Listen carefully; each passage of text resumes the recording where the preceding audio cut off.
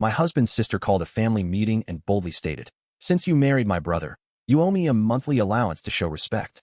My husband nodded in agreement. "It's a family tradition." I chuckled and replied, "Oh, that's cute. Guess I'll just stop working altogether then." The smug grins faded as reality sank in. And before we continue, let's not forget to hit that subscribe button, and let's get to this story. When I married Ryan, I knew his family was going to be a problem. I just didn't know how soon or how boldly they'd try to make me part of their system. We met through work, same company, different departments. What started with occasional small talk in the elevator turned into late coffee runs, then lunches, then eventually long walks around the building pretending we were on important calls when we just wanted to spend more time together. Ryan was kind, stable, smart in a grounded, quiet way. He didn't make grand speeches. He didn't love bomb. He just showed up, on time, every time. After 2 years, we got married. It was small, intentional, and, most importantly, ours. His family didn't like that. They wanted something big, traditional, and publicly funded by me and my parents, which was hilarious since they didn't offer a cent themselves. His mother pouted for a month about how we didn't have a full Catholic Mass. His sister, Amanda, refused to attend unless she could bring her spiritual advisor, and insisted I make a seat for him next to Ryan at the altar. I told her no. She didn't come. I figured that would be the end of it, that we'd set the boundary early, and they'd eventually adjust. I was wrong. Fast forward 10 months into our marriage. I was working as a systems analyst for a medical software company. Long hours, high responsibility, good pay. Ryan had taken a job with more flexible hours in another tech firm. Less money, more time, which worked for us. We were saving, traveling a little, and slowly putting together a life we liked. Then Amanda called a family meeting. Not a get-together. Not a, we should catch up over dinner. A meeting. Ryan told me about it the night before. She just wants to go over some family stuff. It's nothing serious. That should have been my first clue. We showed up at his parents' house on a Sunday afternoon. Amanda was already there, dressed like she was chairing a board meeting instead of sitting in her mom's living room. Legal pad, gel pen, that smug, half-curled smile she wore whenever she thought she was about to say something clever. His parents sat on the couch, nodding along like backup dancers in a church choir. Ryan stood next to me, hands in his pockets, eyes a little too neutral. Amanda cleared her throat. "So," she began, "now that we've all had time to adjust to this marriage, there's something I need to address." I thought she was going to bring up something about holidays or vacations. Something petty. Instead, she dropped this. "Since you married my brother, you owe me a monthly allowance. To show respect." I laughed. I genuinely thought she was joking. I looked at Ryan, expecting him to roll his eyes. He didn't. He looked at me and said, "It's a family tradition." I blinked. "Eh, what?" "Our family has always believed that when someone marries in and becomes financially stable, they support the others. Amanda helped raise me. She supported the household. You're benefiting from that now." I stood there stunned for a second, because I couldn't tell if I was on a hidden camera show or a low-budget soap opera. Amanda leaned in. "We're not asking for much. Just $500 a month. It's symbolic, really. A way to honor where he came from. To support the people who made him who he is." And that's when I realized they weren't joking. Not even a little. I looked around the room. His mom was nodding. His dad looked off into the corner like he'd heard this all before and was just hoping it'd end quickly. Amanda looked proud, like she'd just explained a Nobel-winning theory. And Ryan looked passive, like this was all fine. So I smiled. I didn't scream. I didn't throw a fit. I just smiled and said, "Oh, that's cute. Guess I'll just stop working altogether then." Silence. Total. Still. Silence. Amanda tilted her head. "What do you mean?" I said, still smiling. "If I'm expected to pay your sister $500 a month just to be married, then I guess I don't need to keep earning anything. I'll quit my job. That way, there's no money to contribute. Ryan can pick up the slack. Or you can take it up with him." Now Ryan looked nervous. "Wait," he said. "Let's not escalate." "I'm not escalating," I replied. "I'm opting out. If this is the arrangement, then I'd rather not participate. And I'd love to see you explain to our landlord and our vacation fund why we're suddenly short." His mother tried to jump in. "Sweetheart, you're being dramatic." "No," I said, still calm. "What's dramatic is asking someone to subsidize your adult daughter under the label of tradition. That's not tradition. That's entitlement." Amanda's face hardened. "It's not just about me. It's about family. And I'm married into a marriage," I said. "Not a feudal system." Ryan didn't say a word. Not in defense of me. Not in defense of his sister. He just stood there, torn between the woman he married and the family he'd never stood up to. So I walked out. Didn't slam the door. Didn't yell. I just left. And that's when things really started to fall apart. The moment I stepped outside, I expected to hear footsteps behind me. A door opening. Ryan's voice calling after me. Something. Anything. But the door didn't open. No one followed. I got into the car, sat behind the wheel, and waited a minute just to be sure. I stared at the porch light. I watched for a shadow. I listened for the rattle of a doorknob. Nothing. So I drove home. Alone. When I walked into our apartment, I didn't cry. I didn't throw anything. I poured myself a glass of water and sat at the edge of the bed. Quiet. Focused. My mind wasn't spiraling. It was filing. I wasn't shocked by Amanda. Not really. That kind of entitlement doesn't pop up overnight. What shocked me was Ryan. The silence. The agreement. The look in his eyes like this was all normal, like I'd be the unreasonable one for pushing back. That was the part that cut. He came home nearly an hour later. I heard his key in the lock, the slow creak of the door. He walked in like he wasn't sure what world he was stepping into. Hey, he said, like we hadn't just been ambushed by his sister's financial fever dream. I didn't say anything. He dropped his keys in the bowl, kicked off his shoes, and walked into the kitchen. I could hear him opening the fridge. A glass clinked on the counter. Ice. Water. Sip. Casual. Too casual. Then he came into the bedroom. Look, he started. I know that didn't go the way you thought it would. I stared at him. The way I thought it would. He sat down in the chair across from me. It's just the thing with Amanda. It's not about the money. It's about what it represents. Which is family, he said. Appreciation. Support. Support. I repeated. She's not disabled. She's not jobless. She's not taking care of sick parents. She's 33 and runs a lifestyle blog about crystal energy and goat yoga. He rubbed the back of his neck. She helped raise me. She was 16 when you were 13, I said. You act like she pulled you from a burning house. She made you toast before school. She looked out for me. She leveraged basic sibling bonding and your parents' lack of boundaries into a lifelong IOU. He sighed. You're making this more combative than it needs to be. No, I said. What's combative is calling a meeting to declare a monthly allowance like I'm some sort of walking ATM. What's combative is watching your wife get blindsided and then agreeing with the person blindsiding her. He didn't say anything. I continued. If this is how you want to define marriage, financial loyalty to your sister over your spouse, then we need to reevaluate the entire foundation of this relationship. He frowned. It's not that serious. It is to me. That night, he slept on the couch. I didn't tell him to. I just didn't offer anything else. And he didn't push. The next few days were quiet. Awkward. Careful. He made coffee. I took mine to go. He made dinner. I ate late. Neither of us talked about what happened. He didn't apologize. I didn't demand one. But the air between us had shifted. It wasn't cold. It was thin. Brittle. Then Amanda sent a message. Not to me. To both of us. A group text. Just checking in. Still waiting on confirmation about the allowance. I've made some commitments based on it, so would appreciate the timeline. I stared at the screen. She had already started spending money that didn't exist. On promises no one made. On some fantasy system where I worked, she collected, and Ryan played the middleman, who kept both sides polite. I handed Ryan my phone. Deal with it, I said. He looked at the message. Then looked at me. What do you want me to say? I blinked. I want you to say that your sister doesn't get paid for existing. That I don't owe anyone a dime just for marrying you. That you're my husband, not my handler. He opened his mouth. Closed it. Looked back at the phone. Then he typed. We're not doing the allowance. It's not going to happen. Don't bring it up again. He hit send. I waited for the guilt. The backlash. The dramatic fallout. But nothing came. Amanda didn't reply. Not immediately.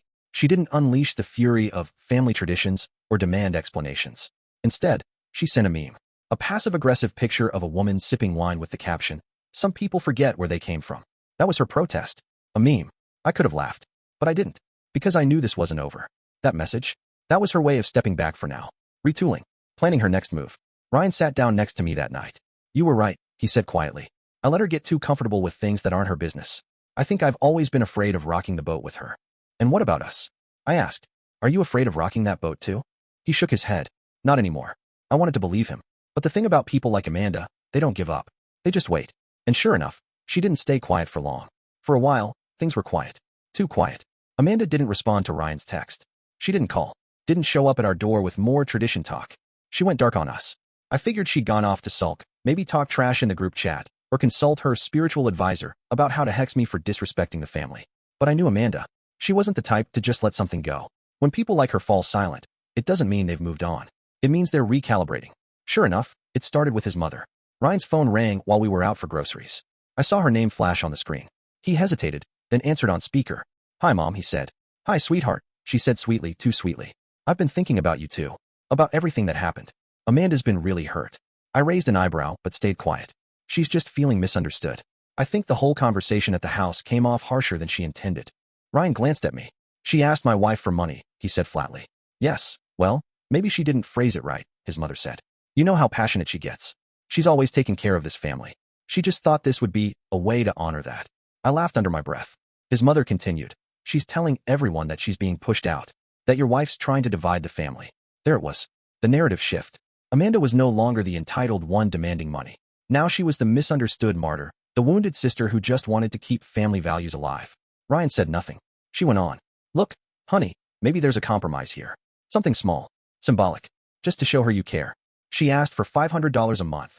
I said loudly enough for her to hear. There's nothing symbolic about that. There was a pause. She didn't mean it literally. Then she shouldn't have literally said it. His mother sighed.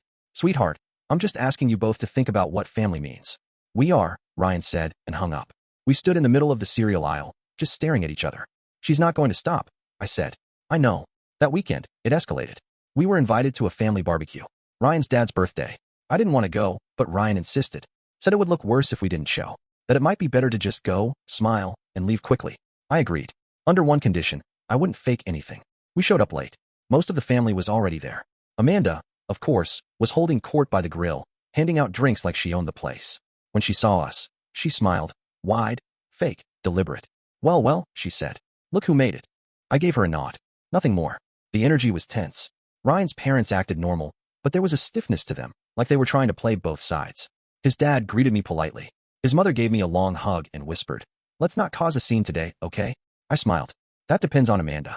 We sat in the far corner of the yard. Ate. Talked to a few cousins who didn't seem involved. Then Amanda pulled out a birthday toast. It started innocent enough. We're so lucky to have Dad, etc., but it didn't take long for her to pivot. I think one of the most important things we can do as a family, she said, holding her drink high, is remember to support each other, especially when new people come in and forget what we're all about. I didn't flinch. Ryan stiffened. She went on. Traditions matter. Loyalty matters. And when you've helped raise someone, you expect a little appreciation. The toast ended with her looking right at me as she took a sip. Nobody said anything. I looked at Ryan. Last chance, I whispered. You say nothing, and I walk. He stood up, loudly, held his glass up. You know what, he said. I'm done letting this fester. Amanda froze. You've got something to say to my wife, say it. Stop hiding behind toasts and traditions. This isn't a mafia movie. The backyard went quiet. His mom gasped. His dad looked like he wanted to disappear into the lawn. Amanda blinked. Excuse me. You're excused, he said. From our lives if you keep pulling this crap. I stood up with him. This was fun, I said. Truly. But I think we're done here. We walked out. And for the first time since marrying into that family, I actually felt married to someone who finally stood up. But the aftermath? It was only just beginning. After the barbecue, everything shifted. We didn't hear from Amanda for 2 weeks. Not a text. Not a call. Not even a passive-aggressive meme. Ryan's mom sent a few messages. One, asking if he really meant what he said. Another asking if I'd be willing to meet her for coffee just to talk. I ignored both. Ryan didn't respond either. We weren't being petty. We were protecting the line we finally drew. Once a boundary is in place, you don't tiptoe back to see if they're still mad. You hold it. Even when it's quiet. Even when it hurts. Because it did hurt. Watching the people who once called me family act like I was a parasite. Like I came into their world just to divide it. But I hadn't. I'd simply said no to paying rent on a title I didn't ask for. Still, there was fallout. Ryan's uncle stopped inviting him to the monthly poker nights. His mother withdrew a bit, stopped commenting on his Facebook posts, started replying to family threads without tagging him. Amanda, of course, played victim to anyone who'd listen. She told people we'd humiliated her in front of the entire family, that I'd manipulated Ryan into turning against his blood. We let her talk, because we didn't need to win the narrative. We just needed peace. But peace doesn't mean no consequences. 2 months later, Amanda lost her apartment. Turned out, she'd been counting on that symbolic allowance from me to help cover her rent. Not the whole thing, but a buffer she needed after blowing half her savings on a week-long healing retreat in Sedona. The moment Ryan shut the door on that deal, her math stopped working. She'd been living on extensions and promises. And when those dried up, so did the patience of her landlord. She moved back in with their parents. Temporarily, she claimed. Ryan found out through a cousin. Not from Amanda. Not from their mom. From a secondhand group text that read, "Can't believe she's back under their roof again. Thought she was too independent for all that." That's when the calls started again. First, his mother. Then Amanda. Then his father. It was never about the money, at least, not directly. It was about healing the family. About restoring unity. About forgiveness. About moving forward. And behind every gentle phrase was the same message: let her back in. I asked Ryan what he wanted to do. He said, "I don't know." And that scared me more than anything. Because when someone doesn't know, it usually means they're about to slip. A week later, I came home from work and found Amanda sitting on our couch. Feet up, holding one of my mugs. Smiling like nothing had ever happened. I froze in the doorway. "Hey, E," she said like we were college roommates. "Hope you don't mind." Ryan said it was okay. He came out of the kitchen behind her. Didn't meet my eyes. "Just for a minute," he said. She wanted to apologize. I thought it might help. Amanda stood up. Walked toward me. "I just wanted to clear the air," she said. "I know things got weird." I just think we got off on the wrong foot, that's all. She smiled. That same rehearsed, smug smile from the family meeting. And I knew. She wasn't here to apologize. She was here to see if the door was open again. I looked at Ryan. You invited her here without asking me? He looked trapped. I thought if we could just sit down. Did she say sorry? I asked. Before I walked in. Did she say anything close to an apology? He didn't answer. That was the answer. I turned to Amanda. I need you to leave. She rolled her eyes. You're being dramatic. No, I said. You're being dismissed. Her mouth tightened. She looked at Ryan. You're really going to let her talk to me like that? I'm not letting her do anything, he said. I'm watching her draw a line. She stared at him like she didn't recognize the person in front of her. Then she grabbed her purse, muttered something under her breath, and left. That night, we didn't talk for hours. We just sat in the silence she left behind. When we finally spoke, it wasn't about Amanda. It was about us. About what kind of marriage we wanted to have going forward. About who got to be in our lives and who didn't. About what loyalty means when family uses it as a leash. Ryan apologized. Fully. Not just for inviting her, but for waiting too long to pick a side. I've been loyal to dysfunction, he said. I thought keeping everyone happy was strength. But all I did was let people walk all over you. And me. That was the turning point. Not the family meeting. Not the barbecue. Not the confrontation. This. When he said he was done playing peacekeeper in a war that only existed to serve Amanda's ego. Since then, silence. Real silence. Amanda stopped calling. His parents keep their distance. And we're okay with that. Because the truth is, sometimes keeping the peace means burning the bridge. And building a better one somewhere else. One that doesn't demand tolls just for showing up.